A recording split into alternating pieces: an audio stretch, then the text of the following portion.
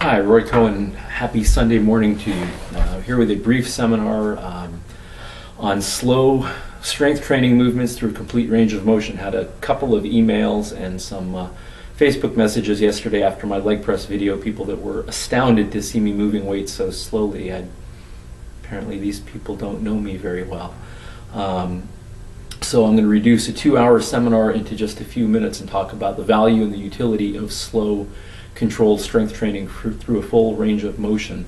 Not the least of which is when you train through a complete range of motion, and I know some people like to do partial repetitions or 3/4 repetitions, get a little burn thing going. The problem with that is you're engaging the belly of the muscle more without engaging and strengthening the tendons, and that throws the body, the muscular skeletal structure, out of balance. So for every contraction which is affecting the belly of the muscle, there should be a complete extension which is going to serve to strengthen the tendons, where muscle tapers and becomes much more dense fiber and fuses to the bone. And that's what helps keep our joints together and our muscular skeletal structure together. So tendon is just muscle fiber that becomes more dense as it gets closer to the bone, and it tapers down and fuses to the bone. And when you get full extensions on your strength training, upper body, lower body, it's important to strengthen those tendons as well as the belly of the muscle.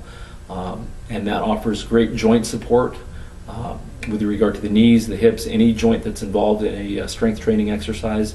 The strength of that joint can be supported and enhanced through complete range of motion activities. With regard to the slow speed of my style of strength training, several benefits, not the least of which is that when you move weights more slowly, you're less likely to become injured in the course of your strength training. That is, when you move weights more quickly and you're moving them up and down, 10 times fast overhead or with your legs or whatever it's going to be, you allow momentum into the exercise, and that momentum can sometimes lead to injury. I've known of very few injuries that have ever taken place with anybody I know moving weights slowly through complete range of motion. A secondary benefit of the slow strength training, especially with the slow negatives when you're lowering the weight back down, is that translates to life outside the gym much more than moving weights more quickly. That is, when you're carrying a bag of groceries or bags of groceries, across a parking lot to your car, they're in a fixed position for a long period of time. Or if you're carrying a bucket of tools across your property, you're not going to be picking it up and moving it down 10 times fast. You're holding it for a long period of time, and the slow negatives translates to that type of strength much more. An aesthetic benefit to both slow strength training as well as full range of motion is hardness of the muscles.